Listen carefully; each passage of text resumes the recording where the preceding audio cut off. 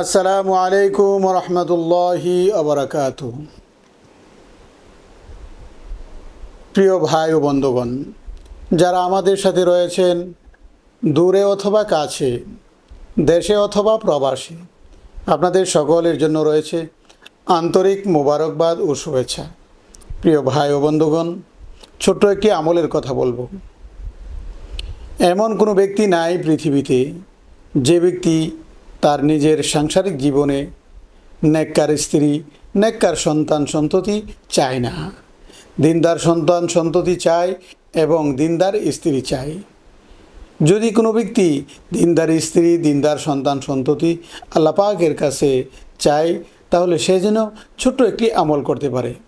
প্রিয় ভাই ও বন্ধুগণ, আমলের মাধ্যমে আল্লাহ পাকের কাছে নিজের মান, সম্মান, ইজ্জত এবং নিজেকে আল্লাহ পাকের কাছে অনেক দামি বানানো যায়।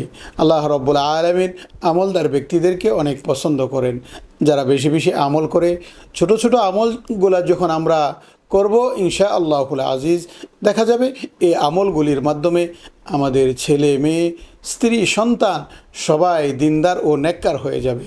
তাই আসুন আমরা ছোট্ট একটি আমল করি।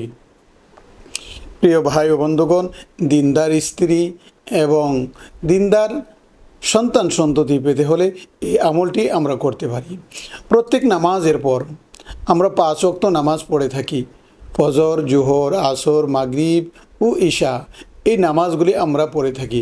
প্রত্যেক নামাজের পর যদি কোনো ব্যক্তি কোরআনে কারিমের ছোট্ট একটি আয়াতের আমল করে, এই আয়াতটি যদি প্রত্যেক নামাজের পর একবার করে পাঠ করে, আল্লাহ রাব্বুল আলামিন তার স্ত্রী সন্তানদেরকে দিনদার ও নেককার বানিয়ে দিবেন। সুবহানাল্লাহ। প্রিয় ভাই ও বন্ধুগণ, তাহলে আসুন আমরা জানি সেই আয়াতটি কি। কোরআনে কারীমের মধ্যে এসেছে, রব্বানা হাব লানা মিন আজওয়াজিনা ওয়া যুররিয়াতিনা কুররাতা আ'য়ুনিন ওয়াজআলনা লিল মুত্তাকিনা ইমামা।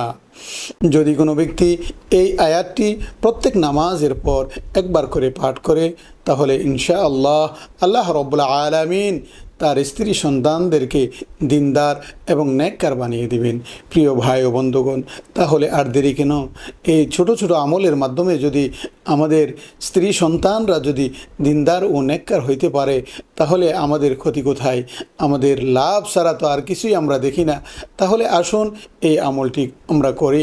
আমি আয়াতটি আবার পড়তেছি, রব্বানা হাব লানা মিন আজওয়াজিনা ওয়া যুররিয়াতিনা কুররাতা আ'য়ুনিন ওয়াজআলনা লিল মুত্তাকিনা ইমামা। আল্লাহ রাব্বুল আলামিন প্রত্যেক নামাজের পর এই আয়াতটি আমাদেরকে পাঠ করার তৌফিক দান করুন। আমিন।